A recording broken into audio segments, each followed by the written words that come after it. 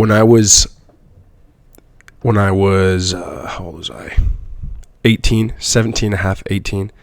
I left my hometown straight out of high school, went to Washington. I was staying with my grandparents at the time, making no money, living in their upstairs, going to a government funded program for CNC machining, learning how to measure down to the 10th, to the 1000th. Bro, I became a master measurer. You feel me? I had a Volkswagen Rabbit. That thing was a manual. And man, they gave me food stamps. Bro, I was bumming it up. Straight up. I was bumming it up. That's how I started. I had a couple friends I made there. Dude, when you ain't around your mama no more, you ain't living off the teat, as they say. You know what I'm saying? And you gotta scrounge, dude. You gotta scrap. You gotta figure out how to make things happen. And mind you, I was living at my grandparents' house. They were helping me out. Wasn't working at the time, but you know, you got gas, you got this, you got the other, you got your phone bill, and you're like, dang. You know, I don't have a real taste of life yet, but like, dude, you kind of have to start thinking a little bit. Okay, I gotta figure out how to put some stuff together. Anyway, run out of my savings. I'm like, dang, I need a job. You know what I'm saying? I need a job. I need to get gas. I need to be able to buy, like, you know, my own food and stuff like that. And so a buddy calls me. He's like, hey, yo, you said you want a job? I'm like, mm-hmm. He's like, I got a job. This dude, he's doing carpentry. I'm like, carpentry? He said, carpentry. I'm like, bro, perfect. I don't want to be in this CNC school no more.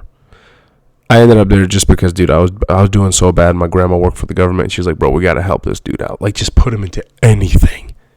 And so they sent me there. I was there with, like, people that were, like, straight off the streets.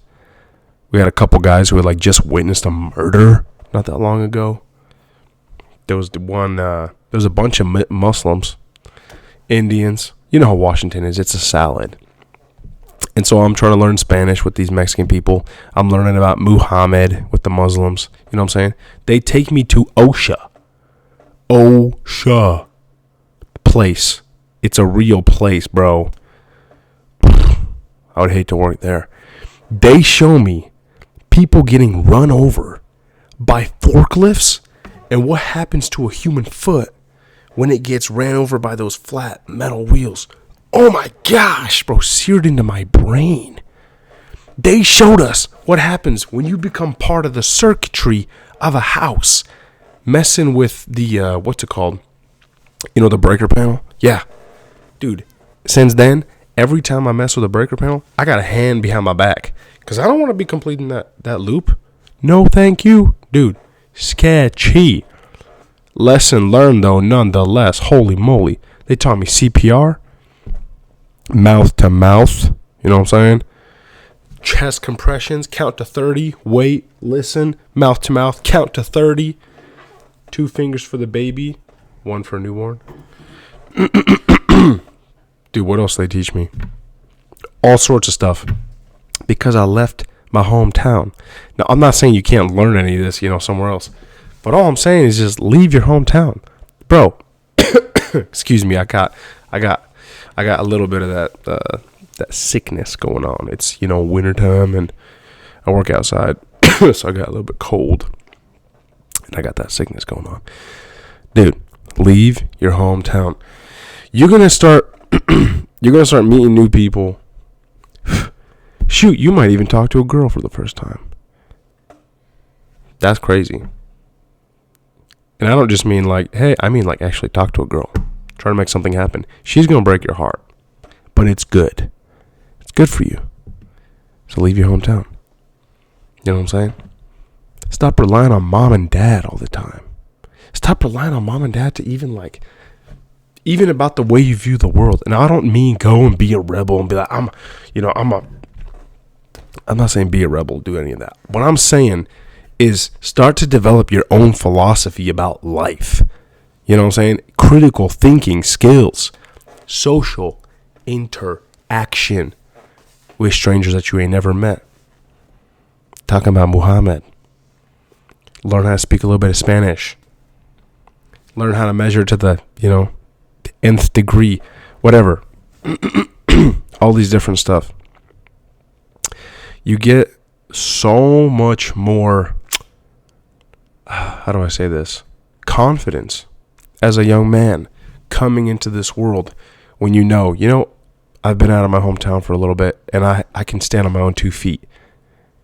I can stand on my own 2 feet. I might not be able to run, and most of America is just surviving paycheck to paycheck. So, dude, if you're even making a paycheck, good job. At least you're doing that. You know what I'm saying? Most people aren't running. Most people out here are just surviving, like literally. And then social media just makes everyone compare their life to everybody else, which is literally fake. Get off all that crap, dude. You don't need to do it. It's baloney. But leave your hometown. Leave your hometown. Try something new. I lived in Alaska for a little bit. Homer, Alaska. Beautiful place. But I was there in the wintertime. Depressing place. Like literally. Super depressing. They had a billboard in town of the amount of people that moose had killed that year. It was double digits. So I'm out here in this place. Beautiful place, mind you. With like these killer moose. Bro. Learned a lot there too. I was like building a chicken coop. Didn't do much, honestly. Could have been more productive with my time there. But like still. Got another taste of life in a different area. Different pace of life. Completely different. Even like, dude, even law enforcement out there. It was crazy, bro. It was like you were in the Wild West.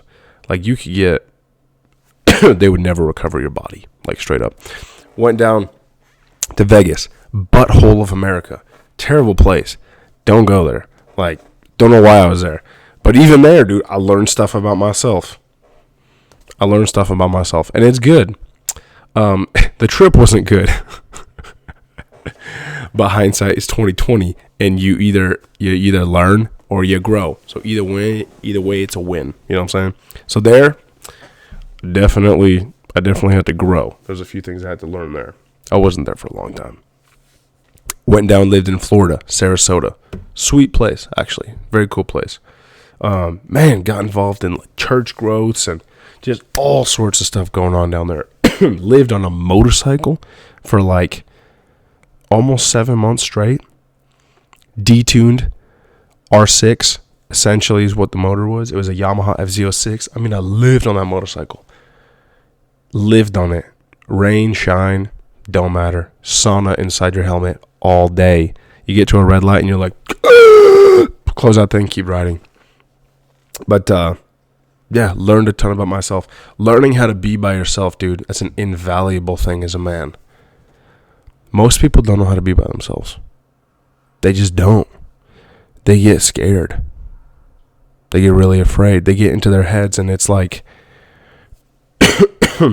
it's like they're living their whole entire life and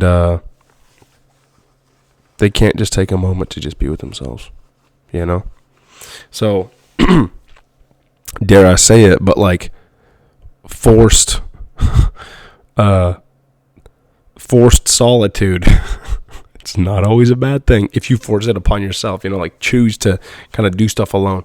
Fine. I don't mean solitary confinement. You're in the boot in prison.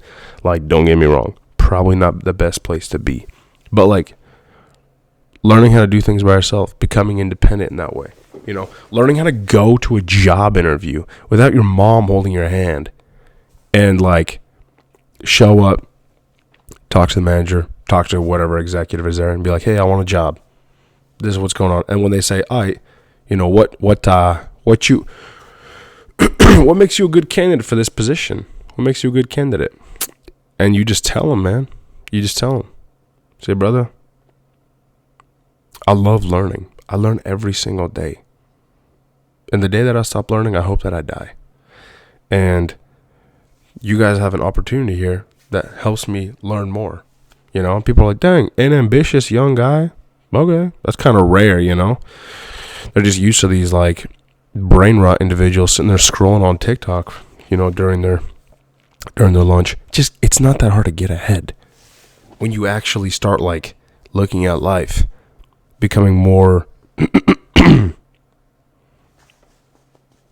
Yeah, when you just, dude, like, man up, straight up, leave your hometown, and when you come back, man, you're gonna be so much more grateful for the relationships, you know, relationship with your parents, even though it might not seem like it. Man, you're gonna be so much more grateful when you come back. But yeah, that's it. Anyway, have a good day, y'all. Leave your hometown. Peace.